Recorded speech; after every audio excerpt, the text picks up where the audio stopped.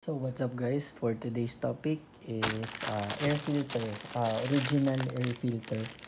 So in case na nakabili kayo ng ano ba, air filter and gusto nyo i-compare kung original ba yung air filter na nabili nyo o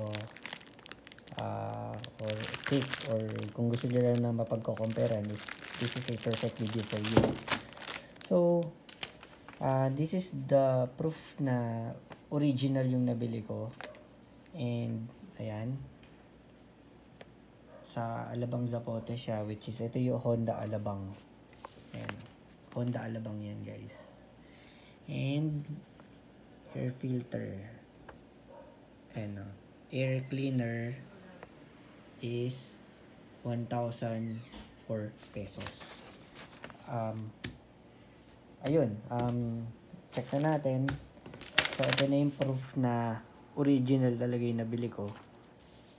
And ito yung plastic, yung itsura ng plastic. Ganyan siya.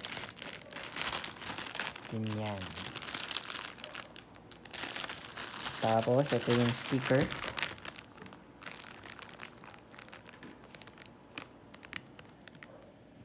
Yan yung quality ng sticker niya.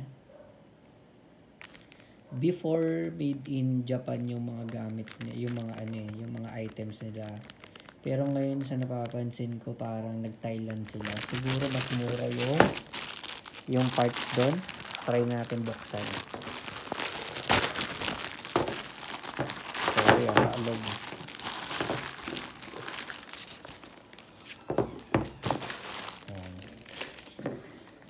So, ito yung baliktad.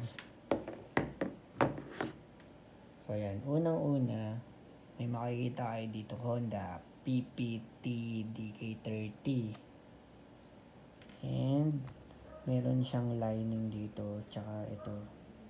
So, may dalawang line na parang green ba yun o blue? Yan. Tapos, meron din siya ditong Toyoroki Thailand Ace 11.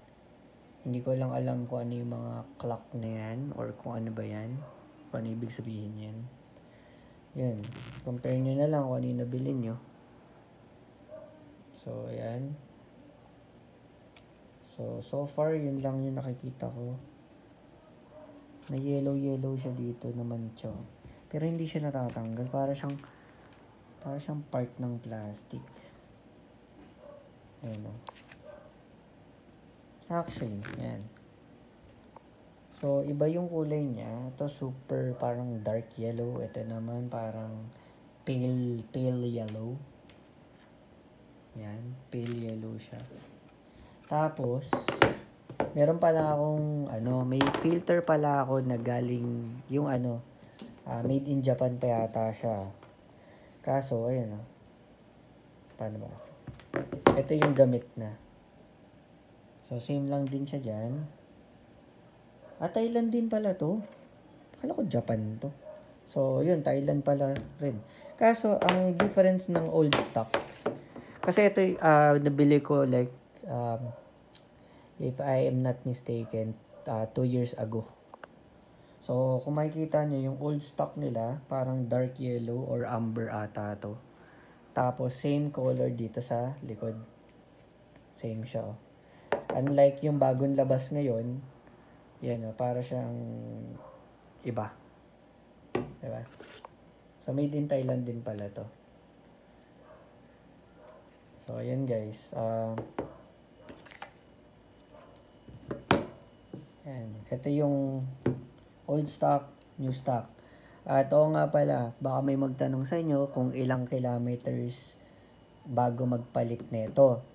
Ang sabi ni Honda Alabang service is 20,000 kilometers.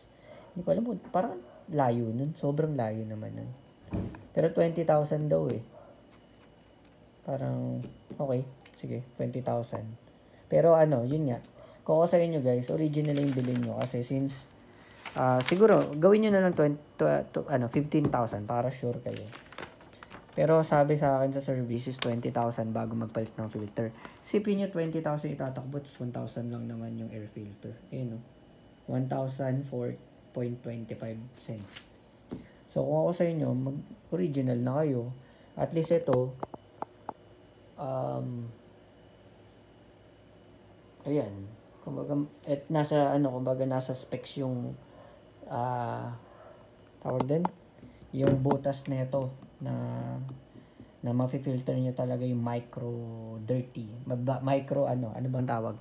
Micro dirt. So, yun. Unlike yung mga kunwari replacement, baka medyo malalaki na yung butas. Which is tumatagos na yung mga sobrang liliit na alikabok. So, ayun.